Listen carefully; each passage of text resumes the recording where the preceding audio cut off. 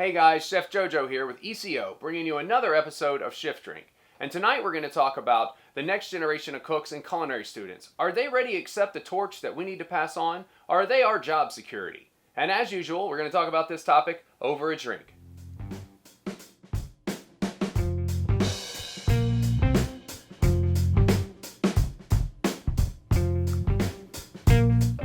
You know, before I get started on this episode, I have to take the time to say thank you. Your guys' support for episode 2 was amazing, and your comments were awesome.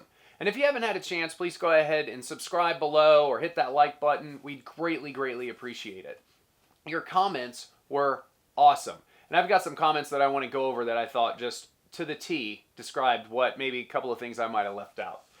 Frank Ortega said, "We develop a wicked sense of humor." Check. Yes, absolutely. The longer you stay in the kitchen, the worse it gets. It's bad. James O'Toole, "The rare occasion that you actually get to go out to dinner, all you do is rip it apart." And I'm going to tell you right now, my wife hates it when I do that. I'll go and all I have to do is I can't have a good time because it didn't hit the expectation. She's like, "You ruin everything." Well, maybe not everything. Anyway, Robert Paulson, "You'll figure out why cooks keep cornstarch in the bathroom. It is a dirty little secret in the kitchen, and it's absolutely true. Personally, I like Gold Bond a little bit better than cornstarch, but, to each his own." And then the reason why I brought up the topic for this shift drink was this quote and this quote alone. Jeffrey Quasha said, "This is great. They should show this in culinary schools versus filling the kids up with dreams of the Food Network and high salaries." I'm going to tell you something right now. I remember coming up in the culinary industry when I was in culinary school and yada.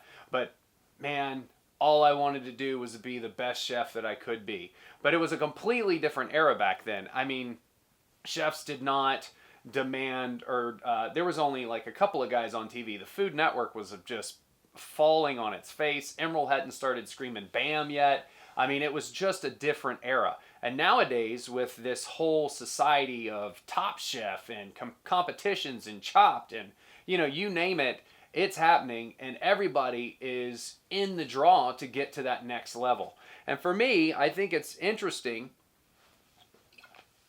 that, there are so many students in the culinary world, coming up. And there's such a hard demographic cut of what the actual guys that are running businesses had to do to come up. There's a millennial versus the old school chef, or there's a younger chef that's like, "Get out of my way, I've got 10,000 likes," versus the guy that has no idea what Instagram or Snapchat is. And I think there's a battle. I think there's definitely a misunderstanding.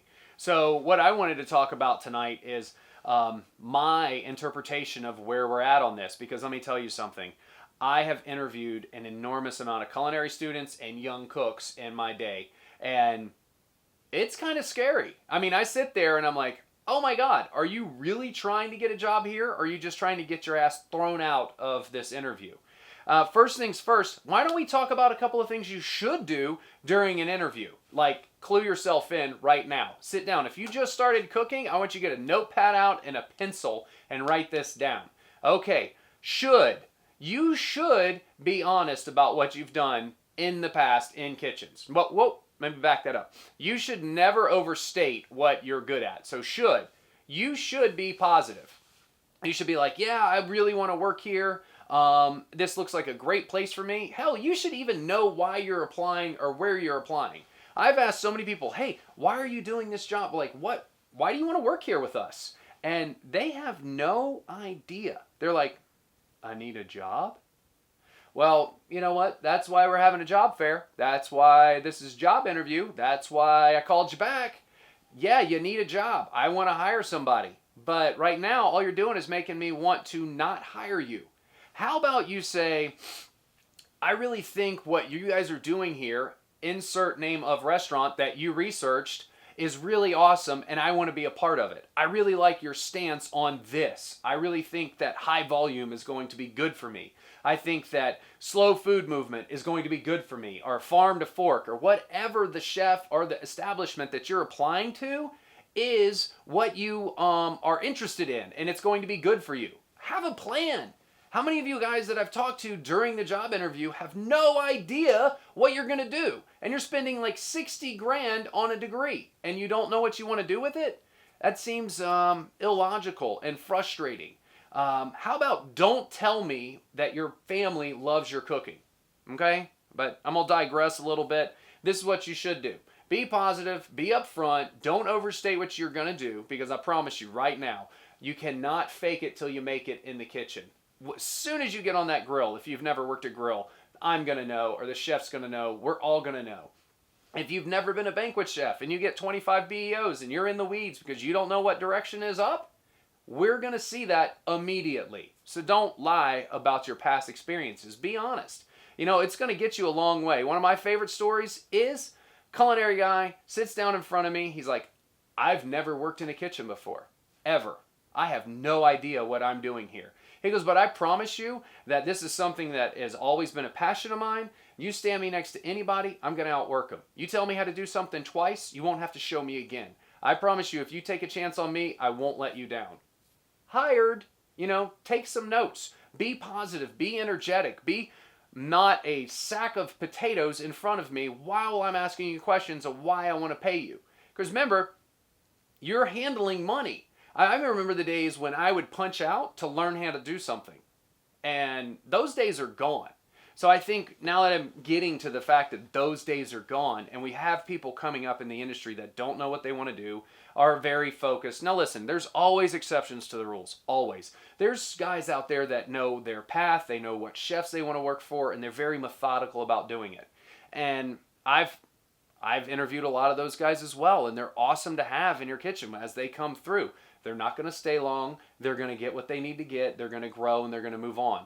And you know what? It's incredible. That's what we should be doing, because that's how I came up. You know, somebody showed me something and it allowed me to go to the next place. And I love that. I thought that was like why I love our industries, because we're standing on the shoulders of giants all the time. But when you have people coming in that don't want to do the work, and I think this is what we've seen all the articles or the discussions or the doomsday report of, you know, there's no cooks in the industry. I get it. There's no good cooks. There's nobody that wants to do a hard job for a little bit of money. Well, I mean, that could be a completely true statement, or it could be the best statement you ever hear as a young line cook coming up, right? You're like, all right, so nobody wants to do what I'm willing to do. So that means I could probably get more money if I show my worth. Because if I can outwork one or two people, why would they keep the other people? Yeah, and I know some kitchens are like budgets and all that. I get it. But the same way that you came up in the industry is the same way I kind of come up in the industry, and the same way that they could come up in the industry if they applied themselves. The biggest frustration is people feel like no one wants to do what they had to do to get to where they are. Let me tell you something right now. Just because you had to punch out to learn how to do something does not make it right.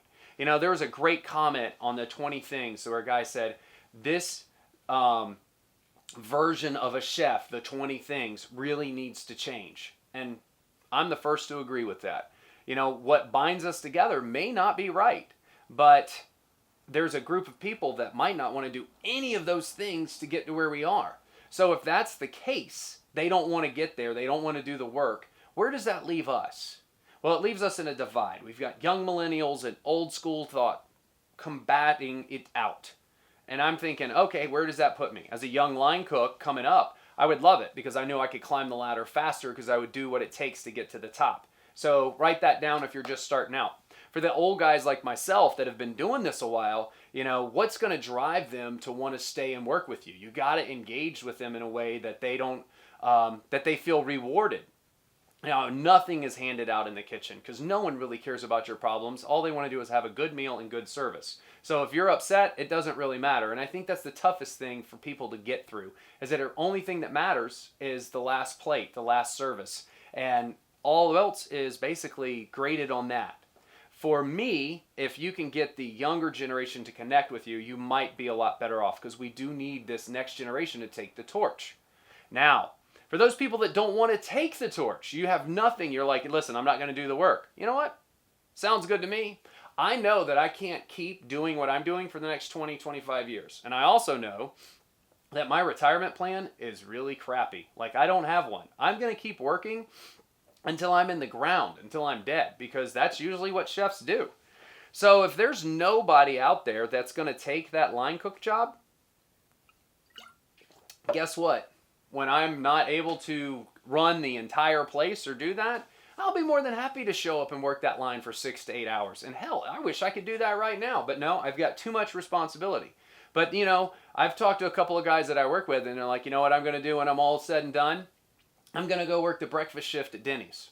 I'm like, that's a damn good idea. That's what I would do. Work the line 6 to 8 hours, still bring the money in, because you know that you're really not set up. And for you guys that are set up for retirement and success and all that, my toque is off to you. Great job. Listen, I know that this doesn't solve anything, but I hope it brings a light and a little different perspective. Write those job interview shoulds and shouldn'ts down. Go back and listen to that. I know it was a little bit quick ramble, but so many of you guys really need a plan and really need to get it together. And for you old school guys like myself, try to ask the questions and try to engage with the cooks that are in your industry and see if we can help each other, because I don't think it's going anywhere. I really think that it's something that we all need to talk about. Anyway, I'm Chef JoJo. Please take the time to either follow us on Instagram, Facebook, Snapchat, or Twitter. Please subscribe below on YouTube and hit that bell if you've already subscribed, and that way you always get a notification. So I really appreciate it, and cheers.